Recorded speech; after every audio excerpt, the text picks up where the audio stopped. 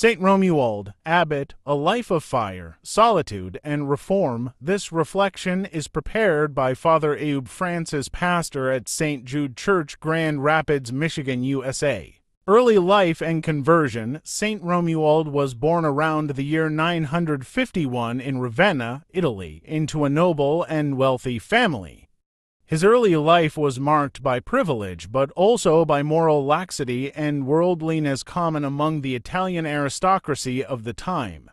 As a young man, he witnessed a shocking and tragic event. His father killed a relative in a duel over property. This violent act stirred a deep crisis in Romuald's soul and ultimately triggered his conversion.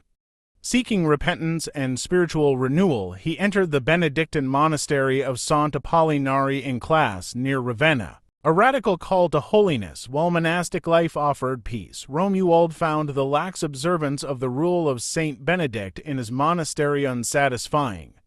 He longed for deeper penance, stricter discipline, and more radical union with God. With divine inspiration, he left the monastery in search of a more austere and contemplative path. For a period of time, he became a hermit under the guidance of a hermit named Marinus and embraced rigorous fasting, solitude, and silence. Romuald's vocation matured through years of deep contemplation and asceticism. His fame spread, and others were drawn to his way of life. He began to guide disciples who desired the same life of prayer and self-denial. Founder of the Camaldolese order, around the year 1012, Romuald founded a hermitage at Camaldoli in Tuscany. This would become the cradle of the Camaldolese order, a unique branch of the Benedictine family that combined the eremitical hermit and cenobitic communal traditions of monasticism. The Camaldolese monks lived in individual cells devoted to contemplative prayer, solitude, silence, manual labor, and fasting. Yet they gathered for common prayer and the celebration of the Eucharist. Romuald saw this blend of solitude and community as the ideal path to holiness. Life of fasting and penitence. Romuald's daily life was marked by severe fasting, often eating only a little bread and water.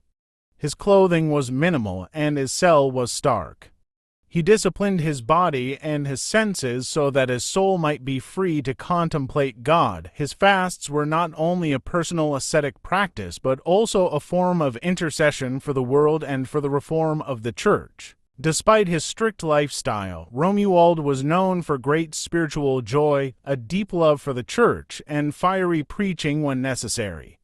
He worked tirelessly for monastic reform, calling monks back to the original spirit of the rule of Saint Benedict: humility, silence, prayer, and obedience. Missionary zeal and legacy. Romuald also had a missionary heart.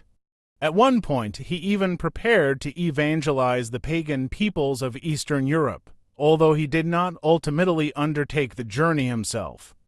Still, his disciples were sent on missions, and his influence spread far beyond Camaldoli. He founded and reformed many monasteries and hermitages across Italy. Despite his desire for hiddenness, Romuald was a man of great influence in the Church and was frequently consulted by nobles and popes. He always urged humility, silence, and simplicity. Death and canonization. Saint Romuald died in the year 1027 at the Hermitage of Val di Castro, where he had lived his final years in deep solitude and prayer. He was canonized in 1595 by Pope Clement VIII. The Camaldolese order today. Romuald's spiritual family, the Camaldolese, continues to live his vision. Today, there are about 1,000 Camaldolese monks and nuns worldwide. They remain faithful to his legacy through their life of solitude, silence, prayer, communal worship, and hospitality. Their charism speaks powerfully to a world that is often too busy and noisy for the voice of God. Lessons from the life of Saint Romuald. 1. Conversion is a lifelong journey. Romuald's life shows that no matter where we begin, God calls us ever deeper into relationship with Him. 2. Solitude and silence are not empty.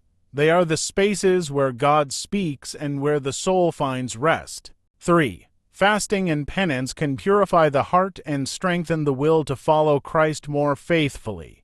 4. Contemplation leads to mission. Though he loved solitude, Romuald formed disciples and influenced the wider church. 5. True reform begins with personal holiness. Romuald's reforms were not political or structural, they began with the transformation of the heart. A question for reflection: in the midst of today's noise, distractions, and busy routines, how am I making space through silence, solitude, or prayer to truly listen to God and let Him reform my heart?